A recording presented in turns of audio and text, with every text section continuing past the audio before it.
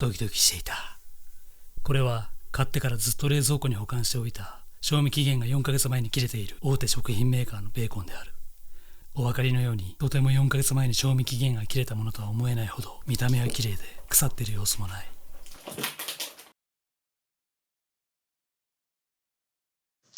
全然臭くないんですけど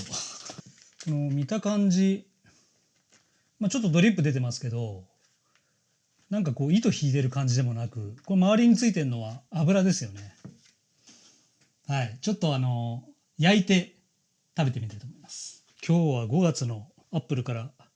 メールが来たんですけど、 WWDC24 は目の前ですと。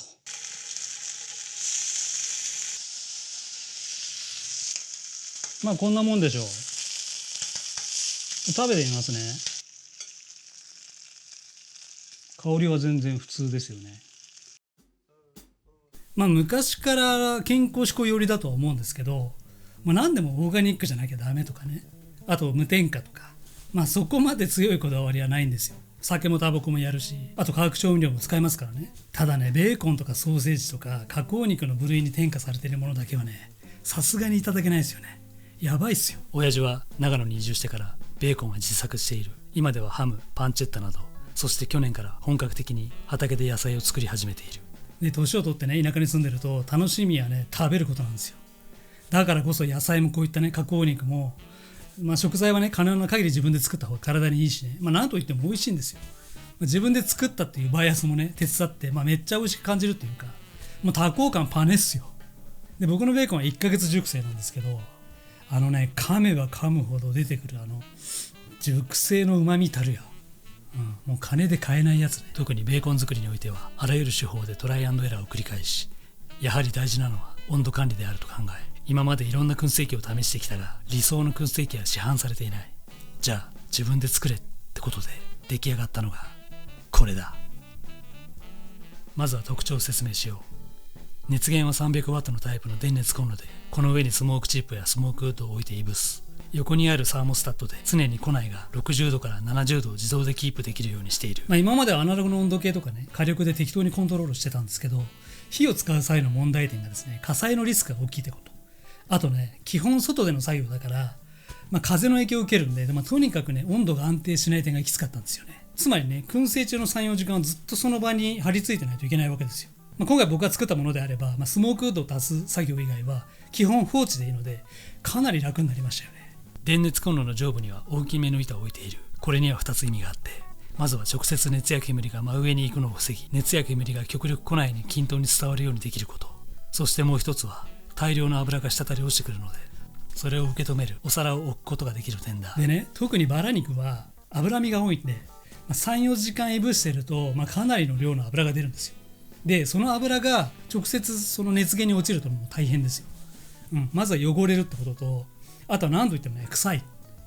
もうね、この時点でアウトですよ。もう焦げた煙めっちゃ臭いんで、ジエンドですよね。で、僕の場合板を置いてるんですけど、お皿は高温になるので、多少は焦げつきますけど、この程度であれば全く影響しませんね。で、今までは熱源をね、真下からずらしてたんですよ。だけどそうするとスペースを、確保する必要が出てくるので、燻製機をね、大きくしなきゃいけないんですよ。温度をできるだけ一定に保つには隙間のない構造にする必要がある。完璧である必要はないが、密閉性に欠けるとそこから熱が逃げてしまい、特に冬場は一度扉を開けたら温度が復活するまでにかなりの時間を要するからだ。しかもその分余計に電気を使うのでコストもかかってしまう。もうこの辺はね、冬場はマイナス10度まで気温が下がっちゃうんで、隙間があってはダメなんですよ。ただある程度その煙は漏れてきますけど、これはこれでいいんですよね。酸素が全くないとウッドが燃焼しなくなるし、煙はできるだけフレッシュな方がいいので、循環させるために排気口を横につけたんですよね。この排気口も難しくてですね、熱がなるべく逃げない仕様にしてます。で、これだったらね、季節に応じて調整できるし、見た目もプロっぽくていいかなって。まずはデザイン。武骨でサイバーパンクな見た目は親父好みの仕上がりになっており、周りは塩ビパイプをつなぎ合わせてアイアン塗装で重厚感を出しているのと、本体が熱くなるため持ち運びや移動がスムーズにできるメリットがある。フロントの扉の四隅もウッドにピンを打ってボンドで貼り付け、同じくアイアン塗装。庫内の電熱ヒーターからサーモスタットまでのケーブルはあえて外側から出してコルゲートチューブで保護、外でも保管できるよう密閉型コントロールボックスを設けている。フロント部分にはアナログの温度計を、この圧力計は見た目だけのダミーだ。扉を上下2つに分けたのも意味があり、ウッドを追加する際に極力熱が逃げないようにこの部分は小さめの扉にしている。下にはスモークウッドや網、ケーブルを入れるなどちょっとした収納スペースも用意されている。板や底面には100均のアルミレンジガードで防火対策をしている。庫内はベーコン以外の燻製を作る時の網を引っ掛けるフックを適当に配置。上部には吊るし用のフックをランダムに設置。最初ね、上部にバーを通して、そこにフックをかけて肉を吊るすっていう案もあったんだけど、天井からバーまでのこの距離、あとはそのバーから肉までの距離ができてしまうので、これぐらいのスペースの無駄ができちゃうんですよ。で、熱効率を考えるとあまり大きくしたくなかったんですよね。あとね、フロント側のね、アナログの温度計は必須ですよね。で、サーモスタットは横、アナログ温度計は前面じゃないですか。温度が違うんですよ。しかも冬と春ではその温度差も異なってきて、で原因はね、今探ってるんですけど、まだ答えは出ないんですよね。ではどのようなプロセスでベーコンを仕上げるか簡単に説明しよう。豚バラ肉を一度に4キロほど燻製するんだけど、1キロずつ小分けにする。あまり細かくしすぎるとその分ロスが大きくなるため、最低でも1キロ単位にしており、それを調味料、スパイスをこのような配合で合わせ、すり込み、ジップロックなどに入れて1ヶ月冷蔵庫で寝かせる。1ヶ月経ったら表面の調味料やスパイスを水で洗い流し、水分を拭き取ってさらに冷蔵庫でそのまま1日2日乾燥させる。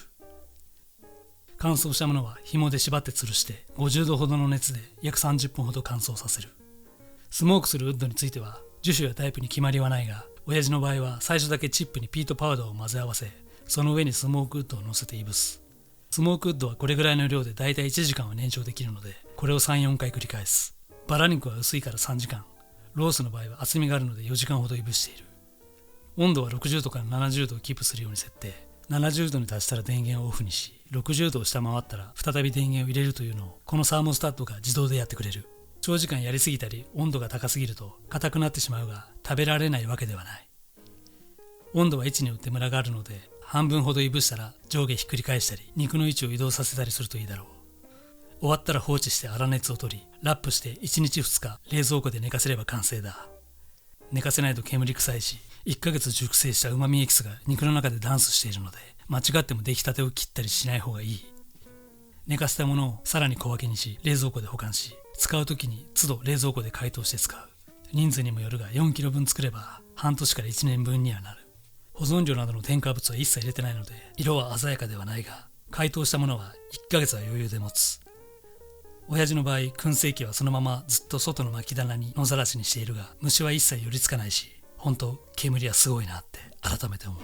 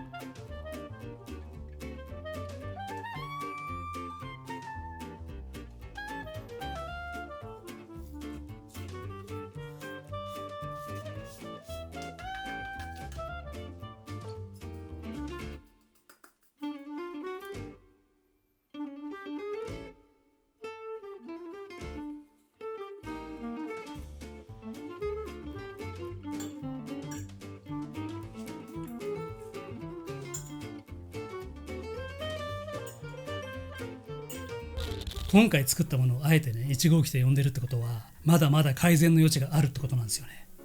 でコストを抑えて、コンパネ1枚とね、家にある余った資材だけで作ったんで、設計が甘くなったんですよね。例えばその網のサイズとかね、あとは熱源からの距離をもうちょっと足したかったので、もっと高さがあってもよかったなとか、300ワットでもいけるっちゃいけるんですけど、もう一つ上の600ワットタイプのものにすればよかったかなとかね、いろいろ課題はあって、それは近いうちに2号機を作りますよ。すいません、今ねちょっとこの件で、ね、いくつかその疑問のお便りをいただきましたので、ちょっとシェアさせてください。まず一つ目ね、家の中でできますかってご質問なんですけど、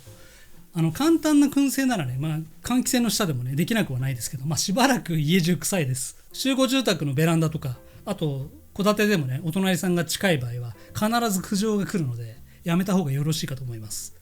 キャンプとかねアウトドアの際にやってしまうのがベストかなとは思いますけど、ただね今回紹介しているベーコンのガチ燻製はですね、田舎じゃないと厳しいかと思います。で2番目ね、そんな面倒なことしなくても段ボール燻製でいいんじゃねっていうご質問なんですけど、昔僕もいろいろやりましたよ、段ボールとか。で簡単な燻製ならいいと思いますよ。チーズとかね、卵とかポテチとかね。燻製機って汚れるは臭いわで使い捨てが理想的なんですよ。だから段ボールってすごくいいんですけど、ただ僕のように、大量に長時間作る場合は段ボールだとね重さに耐えられないんですよ。で3つ目、結構コストかかってますよね。かかってますね。バラ肉は今ね物価高騰でスーパーではだいたい 100g200 円から250円ぐらいですよね、国産でね。しかもねそれを自分で燻製して出来上がったものはかなり量が目減りするので、グラム単位で言えば、市販品の倍以上はするんじゃないでしょうかね。その他にもスパイスとか、あとウッドでお金かかりますし、で地味にねキッチンペーパーだとかジップロックをね大量に使うんですよね。なので、趣味のカテゴリーとして向き合わないとメンタルやられるんじゃないかなと思いますけど、だけどね冷静に考えてみてください。その市販品のベーコンなんて 100g300 円しませんよね。それぐらいですよね。で生肉で250円ですよね。で製造コスト輸送コストを考えて、さらにそこから販売店中間流通メーカーが利益を出すわけですから、いかにその市販品が謎肉なのか分かりますよね。どんな肉で作ってんだっていう。外国産でもねバラ肉だったら安くても100円とか120円ぐらいですからね。どんな肉使ってんだよっていう。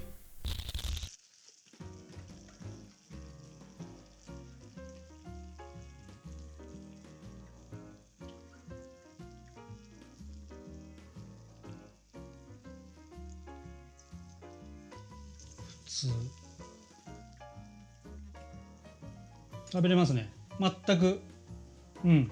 なんかこれ大丈夫みたいな、よく腐る前にちょっと匂う時あるじゃないですか。全くそういう怪しげな香りもせず普通に食べれます。すごいね。でちょっと真面目な話しますよ。で今はその例えば3、40年前に比べたらがんの発生率が3倍にも増えたでしょ。で僕の周りだったり身内だったり多くのね若い人たちがねがんで命を絶たれてますけど、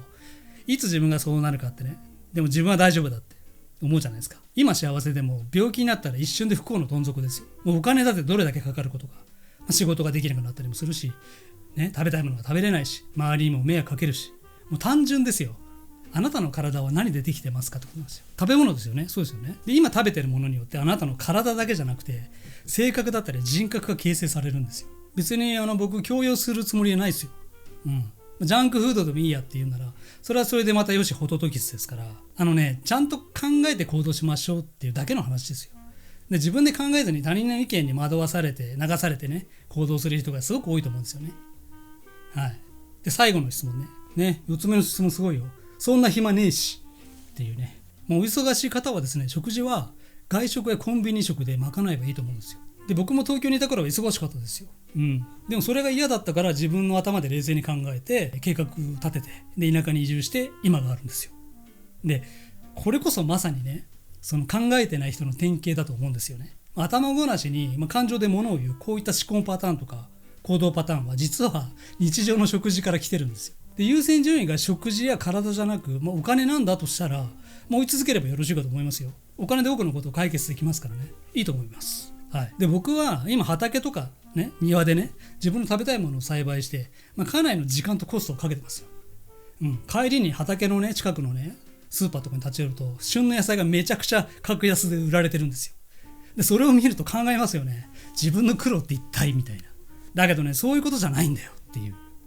で冒頭でも言いましたね、うまいもの食ってる時は多幸感マックスって。で体だけじゃなくて、心の健康も含めてね、最終的にはお金になるってこと分かってるし、現時点での損得感情だけじゃなくて、本当に大事なことがね何なのかが見えてくるからこそ、いろいろねめんどくさいことと思われることをやってるわけですよ。この辺のお話はね、長くなるんでね、また別の機会に動画にしようと思いますけど、今回みたいにね自分でベーコン作るとか、家庭菜園でもいいし、家の水耕栽培で野菜を作るもいいし、何でもいいんですけど、まずね自分で食べ物を作ってほしいんですよね。お金ないよって言って、お金なくてもねできることありますから、100均に行ってみてください。作れますから。ほんと小規模でいいんですよ。1品でもいいし、少量でいいんですよ。自分のできる範囲でいいんで、まずやってみるってことをね激しくお勧めしたいですね。やらないと分かんない。もう作れば分かります。でやらなければ絶対にイメージできなかった大事なものがね見えてきますから。まずはね、これが自作の燻製機レビューだけにとどまらなかった、いろいろめんどくさい親父の2024年春の出来事だった。